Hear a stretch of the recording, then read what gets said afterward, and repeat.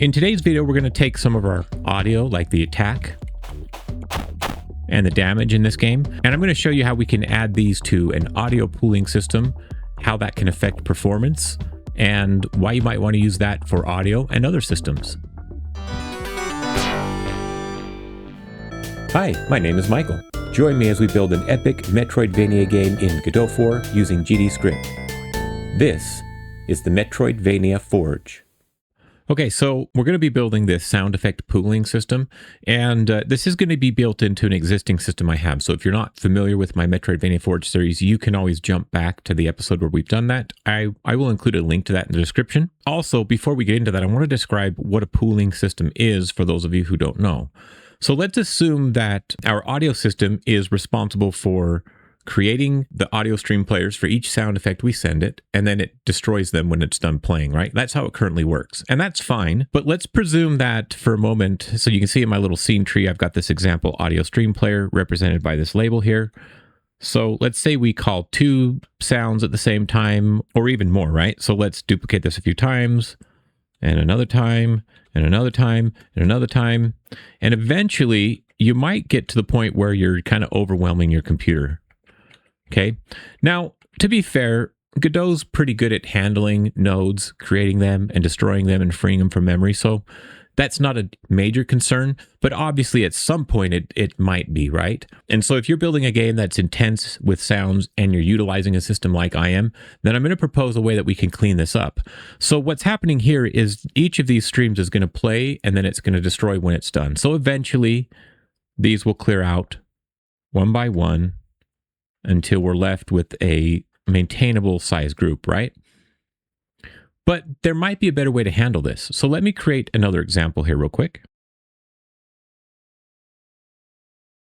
Okay, let's say this is our pooling system over here, okay? Now how a pooling system works is when we know that we're going to be instantiating or requiring certain types of nodes in our game, rather than having to instantiate them on the fly, if we know we're going to be doing it a lot and destroying them, instead we could create a pool, which is just a collection of those node types. So we would first have to determine the size of our object pool, or in this case, our audio stream players. So how many audio stream players do we think is appropriate? So let's assume then that it's a small number like 8. Then we're going to go 1, 2, okay, we've got 8, right? I think that's 8. Now, what we do is when we run this, instead of creating and destroying these, instead what we do is we go through them one by one and utilize them to play the sound back. Okay, so like the very first time we play a bit of audio in our game, it's going to start with this audio stream player, and then it's going to move to the next one and the next one, so on, until it reaches the end of the list where it will go back to the first item in the list. Okay, now this introduces savings in the sense that we don't have to create or destroy these audio stream players. They'll exist from the moment that our audio system is instantiated when the game loads, and they'll just stay there persistently until the game ends.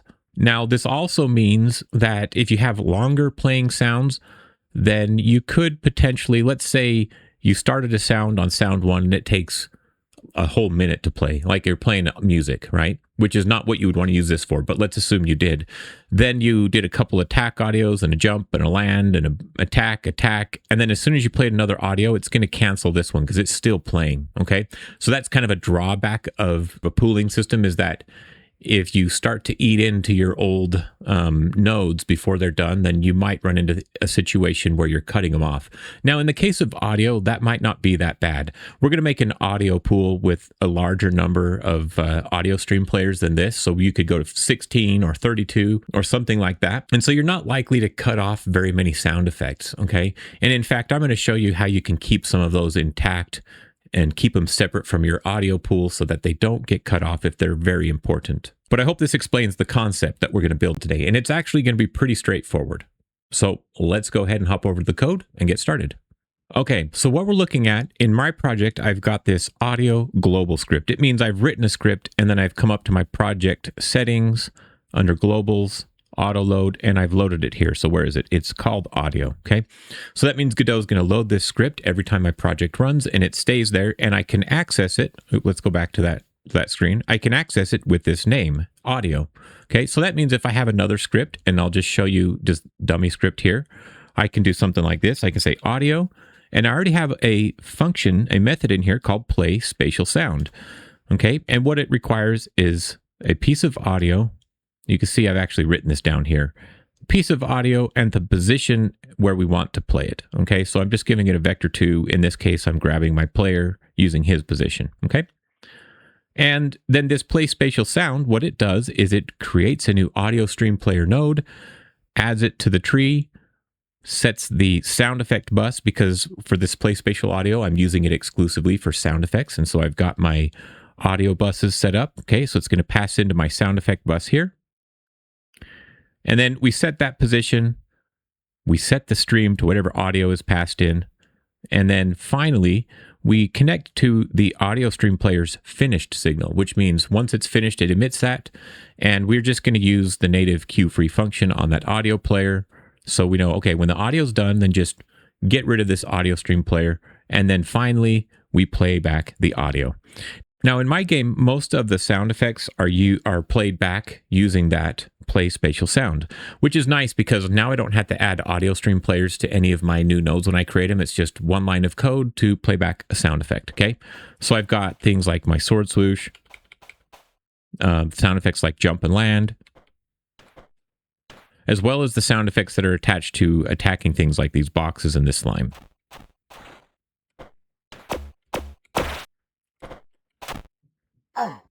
Okay, so all those audio sound effects are played back through that one system. And it's pretty handy. Now, with this game, I don't know that an audio pool system is really necessary. We'll do some profiling before and after to show you the difference. It's pretty minute. But if you had a game that was really heavy in sound effects, then you definitely would want to go down this path.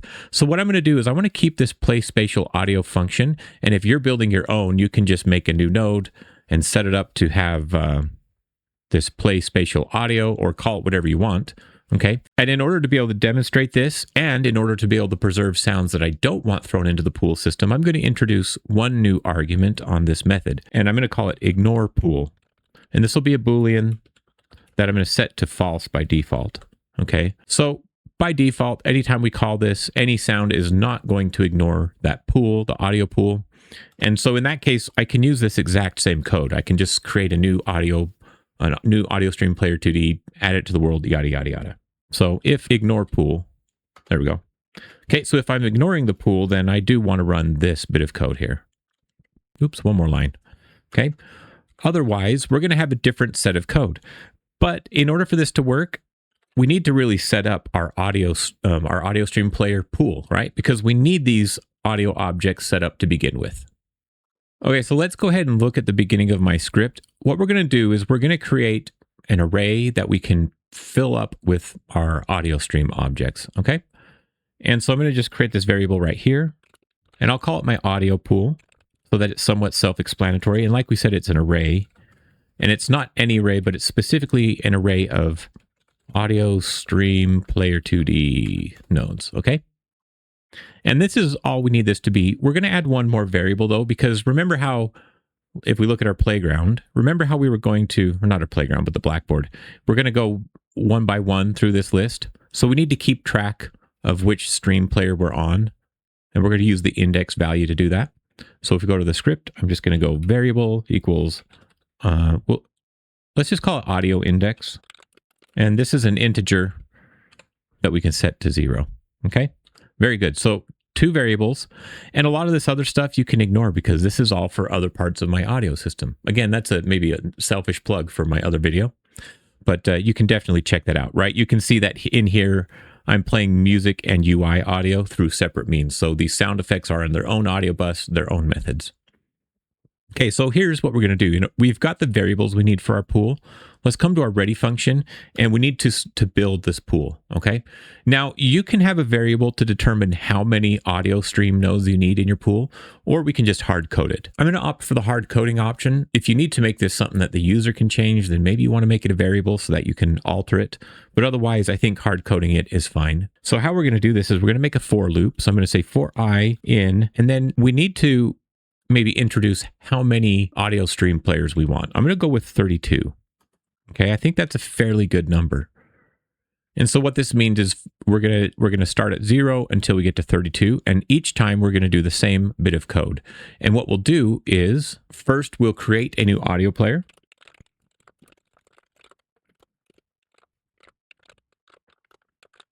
Okay, so we're just gonna use the audio stream player's new method to create a new instance of this node.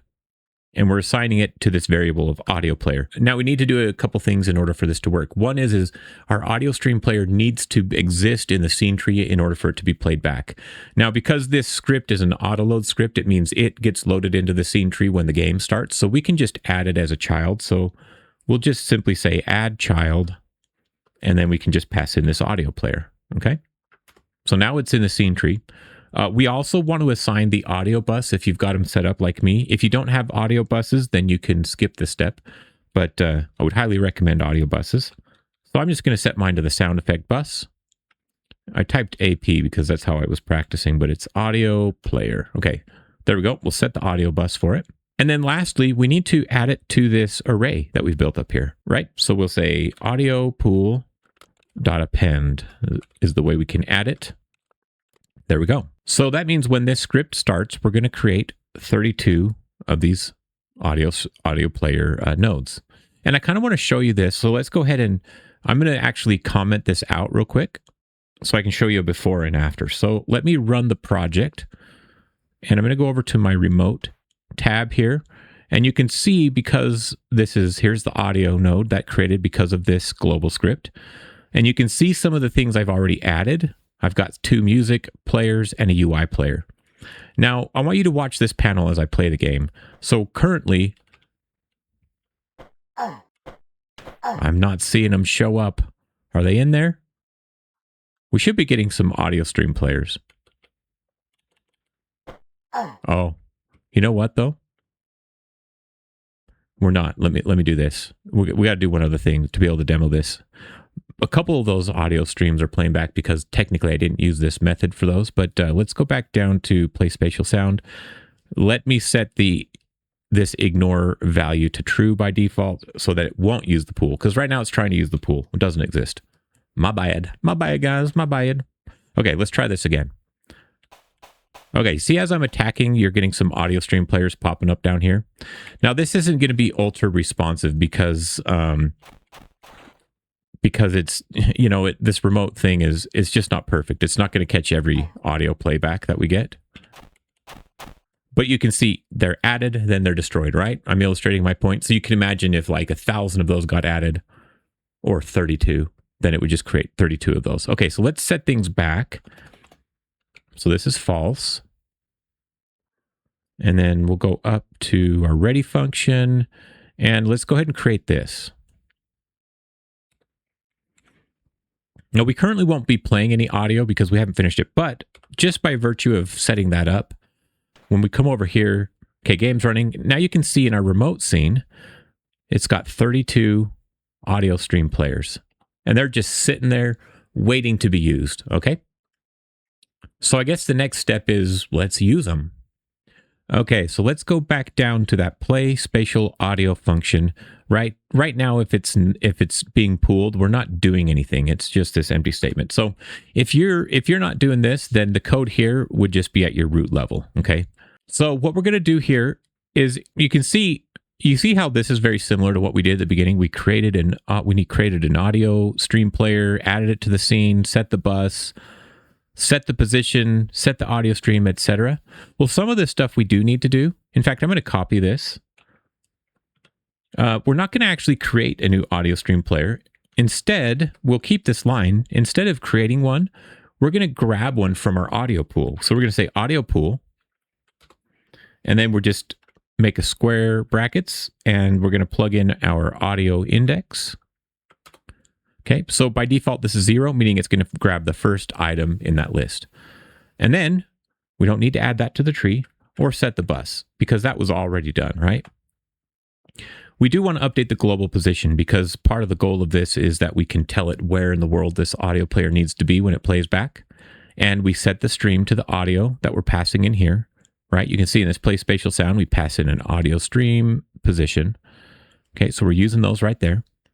Now we can remove this finish connected bit of code and we play it. Okay, so that's going to play back. Now there's one last thing we need to do because obviously this audio index needs to change. So we're going to create one new line of code and we're going to say audio index equals, and then we're going to use a wrap I function, okay, which allows us to set a value with a minimum and maximum. And when it gets to the maximum or above it, then it goes back to the beginning. So we're going to say we want to take our audio index as the value and add 1, plus 1. And then the minimum is 0 and the maximum is 32. Okay, cool. So this is now going to, every time we play a bit of audio, this is going to increase our audio index. And once it gets to 32, it'll start back over. So with this now, I should be able to play my game and these bits of audio should work. Yeah, you can see how we can hear those. Let's go ahead and look at our remote tree. You can see I've got the last one selected here.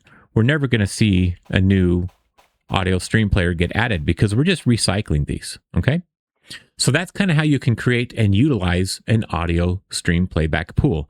Pretty straightforward, right? So let's spend a little bit of time just looking at some performance and profiling to show the benefit of this, and then we'll wrap up the video. Okay, so I've got this little script that I've added to my playground scene. So this is nothing you had to build, but essentially what this script is going to do is I've got this little play sound thing. So every 0.01 seconds, I'm going to play a new sound effect. Okay. And I've got a button bound to P, a button press, so I can change it from pooling to not pooling. You can see how we're telling it to pool or to not pool right here. Okay. And what we're going to do is just play this back. So this is going to get noisy. I've reduced the volume, so it shouldn't really bug you guys. But let's check this out and let's look at what it does in the debugger. So I'm going to come down here to my debugger. And I'm going to go to this profiler tab. By default, it's going to be on stack trace. So go to profiler. We can turn on auto start. You can see this little icon appears up here. So it knows that the profiler is going to run. And here we go. Okay, hopefully that's not too loud. It might be a little bit annoying. But let's go ahead and check out our profiler and see what this looks like. So you can see on the profiler, I'm going to turn off my frame time and my physics frame. I want to get to the... I'm just going to pop back and forth a little bit here. I want to get the audio. It keeps stopping. Here, let's pause this for a second. Holy moly. Okay, audio thread. Okay, here's the audio thread. Okay. I'll go ahead and resume this. Now you can see that this isn't taking a ton of time. Let's pause it again and let's just look at one of these. You can see the audio thread. As I drag it, I can click and I can see. So like one of these peaks right here, if I get that, that's right before the peak maybe. Where'd it go? 1.27 milliseconds, okay? And let's see, right now by default, I'm not ignoring these. So let's go ahead and resume this. And I'm gonna hit P to change it. Okay, you can see it's getting bigger here, right? And I'm going to go ahead and hit P to change it back. So I just turned off the audio pooling and then I turned it back on. Okay.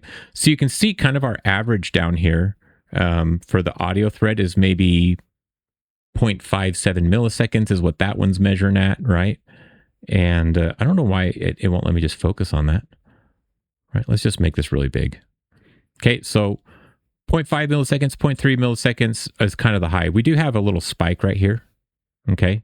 So this was like right before that, it was 0 milliseconds. It's hard to get on those spikes sometimes. I don't know if there's a better way to navigate this. If you guys know, I guess I can use this frame. Okay, like that one's 1.15. I think it's going to get even higher. Okay, maybe not.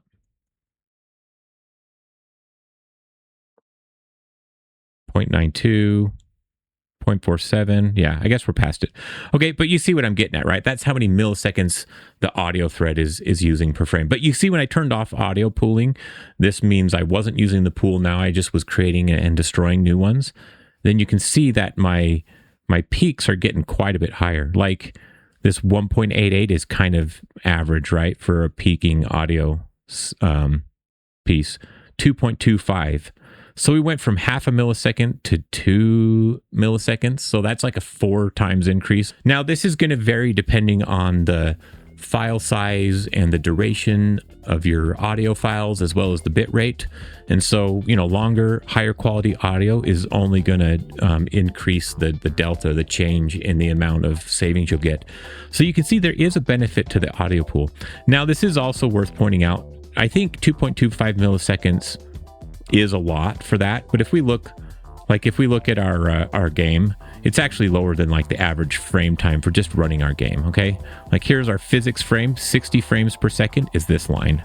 So it's still outperforming even our physics engine. It's not really being an issue, but it is a minor bit of performance gain. And I guess every bit can help on something like building a video game, right? So there's the outcome of this, I guess, right? Obviously, it's not groundbreaking, but an improvement is an improvement. So I'm gonna go ahead and stop this and clear this out because I don't want to be hearing that anymore. Okay, so I'm just gonna go ahead and, in fact, I just don't even need to call this in here. Let's go ahead and reset this. Okay, there we go. So that's how you can build an audio pooling system. And now this concept can apply to other things as well. In fact, a more common use of this, and I've done a video on this as well, would be to pool things like bullets. If you're doing like a bullet hell game or some sort of game where you have a lot of nodes that you need to spawn, then a pooling system would work really well for that also. So I'll also link to my bullet audio pool video if you want to check that out. And of course, I haven't really mentioned it too many times, but this is part of the Metroidvania Forge series. This particular video is kind of like an offshoot. It's generally useful to anybody, but certainly anybody who's been following along with the series might want to look at this and maybe integrate this into their work and their game and get that going. But thank you for watching. If you're new to the channel, then please subscribe. It helps my channel grow and it motivates me. And of course, if you've got questions, comments, or other approaches and strategies, then go ahead and drop those in the comments section below. Now, it's time for you to get on making games. And as always, we'll see you next time.